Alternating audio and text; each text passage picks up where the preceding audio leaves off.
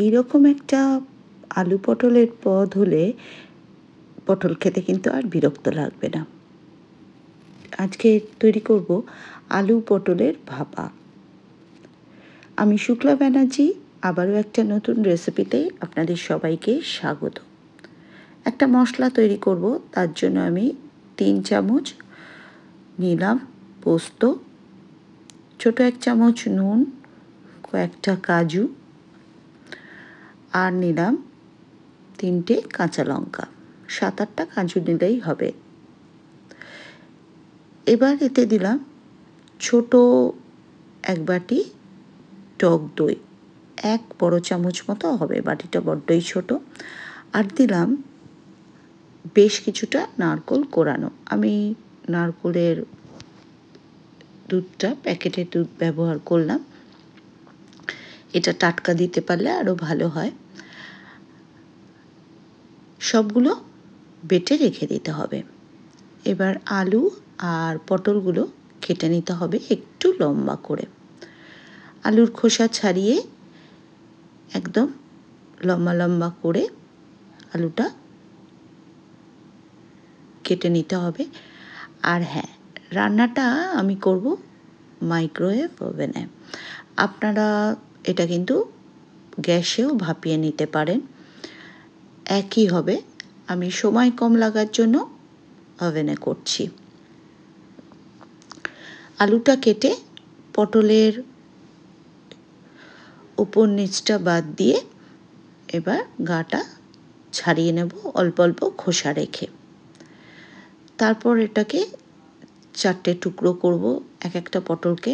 পটলগুলো কাটার পর দেখলাম বেশ দানা হয়ে গেছে, সেই জন্য আমি বাদ দিয়ে দিলাম দানাগুলো।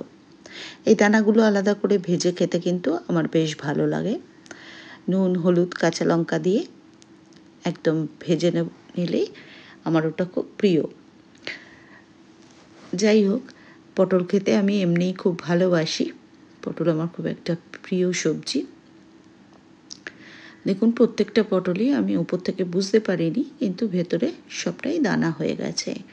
আপনারা কিন্তু চাইলে দানাগুলো ওই মশলার সঙ্গে বেটে দিয়ে দিতে পারেন, তাতেও কিন্তু অনেকটা স্বাদ বাড়ে। আমি আর দিলাম না, আলাদা করে ভেজে নেব। আমি আলু পটলে কোনো রকম হলুদ মাখাইনি। সর্ষের তেলেই প্রথমে নুন, তারপর একটু হলুদ দিয়ে প্রথমে আলুগুলোকে ভেজে নিলাম। আলু ভাজা হয়ে গেলে তুলে রেখে ওই তেলেই দিয়ে দিলাম পটলগুলো। আগে পটল দিলে তেলটা কিন্তু সম্পূর্ণ টেনে নিত, তাই আগে আলুটা ভেজে নিয়ে তারপর পটলগুলো ভাজলাম। আর কিন্তু আমি নুন বা হলুদ দিলাম না। নুনটা কিন্তু আমার আগেই মশলার সঙ্গে বাটা আছে, তাই এখানে আর বেশি নুনের ব্যবহার করলাম না। পটলটা তুলে রেখে তারপরে আলু আর পটলটা যখন অল্প ঠান্ডা হয়ে যাবে, তখন এতে মিশিয়ে দিলাম বেটে রাখা মশলাটা আর 1/2 কাপ মতো জল, যেটা আমি মশলার জারটাতে দিয়ে সেই জলটা এখানে ব্যবহার করলাম।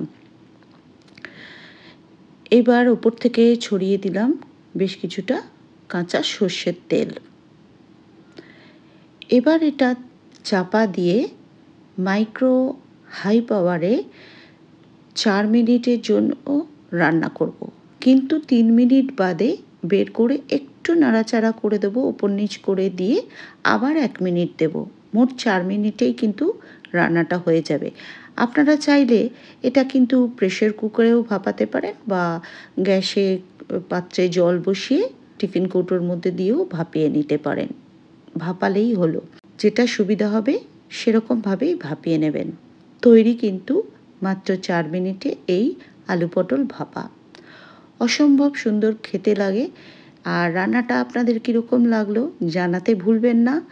সাথে আরও নতুন নতুন রেসিপি পাওয়ার জন্য ফলো বা সাবস্ক্রাইব করে সবসময়ের জন্য আমার পাশে থাকার চেষ্টা করবেন।